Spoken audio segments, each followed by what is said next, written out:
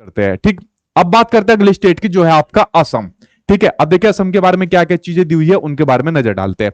असम का राज्य पशु, ये आप लोग जानते होंगे, गैंडा। कभी कभी आपके एग्जाम में, सीटेट के एग्जाम में क्वेश्चन पूछा जाता है कि वो कौन से जीव है जिनको जिनका शिकार किया जाता है उनसे कुछ प्राप्त करने के लिए। तो आप लोग ने देखा होगा कि वहां पर एक सींग वाला गैंडा हो जाएगा। ठीक है, जो आपका एक सींग वाला गैंडा है, कहां पर पड़ता है ये पड़ता है आपका काजीरंगा नेशनल पार्क के अंदर। कहां पर पड़ता है? जो आपका काजीरंगा नेशनल पार्क है, तो उसके अंदर आपका एक सींग वाला गैंडा है।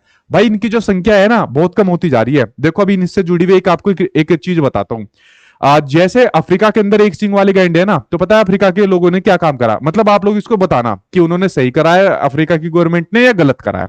उन्होंने क्या काम करा कि जो एक सींग रहता है, ये इसका इसका जो एक सींग रहता है, इसी की वजह से इसका शिकार होता है, जिसके लिए जो इसका शिकार करते हैं वो फिर इसका यूज करते हैं, ब्लैक करते हैं इसके सींग को, और उससे फिर अपना दूसरा चीजों का यूज करते हैं।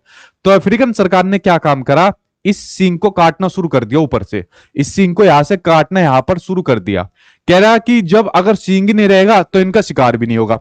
तो आप बताइए क्या ये चीज उन्होंने सही करी या ये चीज गलत करी, जिसके लिए इसका शिकार किया जाता है? आपके सीटेट के एग्जाम में क्वेश्चन आता है ना कि किनको शिकार किया जाता है उनकी चीजों के लिए, जैसे आपका एक सिंग वाला गैंडा हो गया, कस्तूरी मृग हो गया, सांप हो गया, ठीक है, हाथी हो गया, जो उसके दांतों के लिए उसका शिकार किया जाता है। तो इसकी वजह से इनका शिकार यहां पर किया जाता है। ठीक है, अब देखिए कुछ कहेंगे कि सर सही करा, अगर सींग ही नहीं रहेगा तो फिर इस बेचारे की जान बची जाएगी। लेकिन अगर सींग नहीं रहेगा तो अपना प्रोटेक्शन कैसे करेगा, दूसरे जानवरों से कैसे लड़ पाएगा यहाँ पर? ठीक है, जो चीज प्रकृति ने उसको दी हुई है उसी को यहां पर हटा दिया जा रहा है जबरदस्ती। ठीक है, तो वैसे इसकी भलाई के लिए क्या हुआ काम है, लेकिन यहां पर सरकार को खुद अपने स्टेप बढ़िया उठाने चाहिए थे, ना कि बेचारे के इनके सींगों को काटना चाहिए था यहां पर। ठीक है, अब देखिए कुछ जनजाति की बात कर लेते हैं।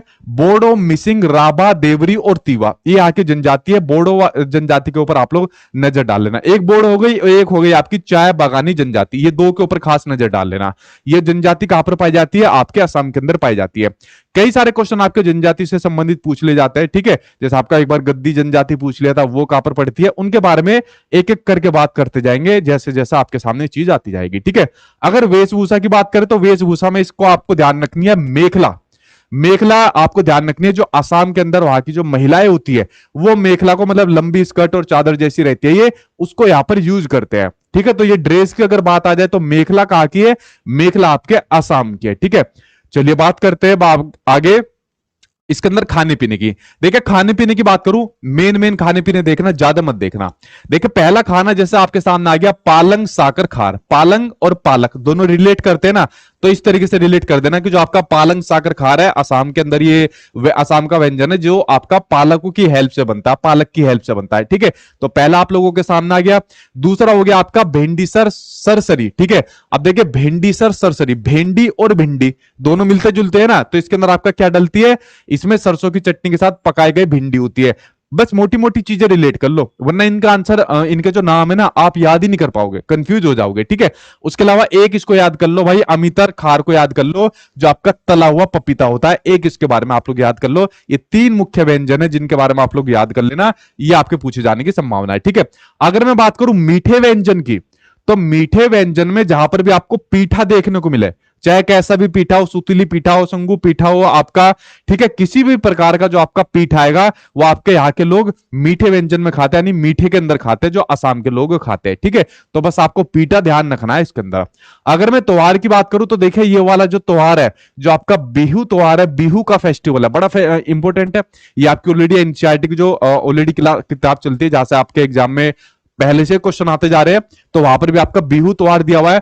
बेसिकली बिहू त्योहार मनाया जाता है जब फसलों की यहां पर कटाई हो जाती है, उस टाइम पर आपका बिहू का त्योहार यहां पर मनाया जाता है। ठीक है, इसके बारे में एनसीईआरटी ने और भी चीजें दी हुई है डिटेल में, बस आपको बिहू त्योहार याद करना है कि कहां के लोग मनाते हैं। असम के लोग फेस्टिवल, फसल कटने के बाद इस त्योहार को मनाते हैं।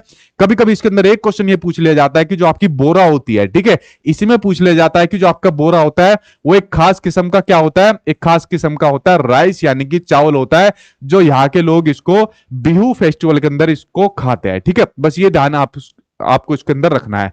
अगर मैं कुछ और उत्सव की बात करूं तो अंबू बाची मेला और डोल यात्रा, ये यहाँ के कुछ और इंपॉर्टेंट फेस्टिवल है। तो बिहू के अलावा आप लोग अंबू बाची और डोल यात्रा के बारे में भी याद कर लेना।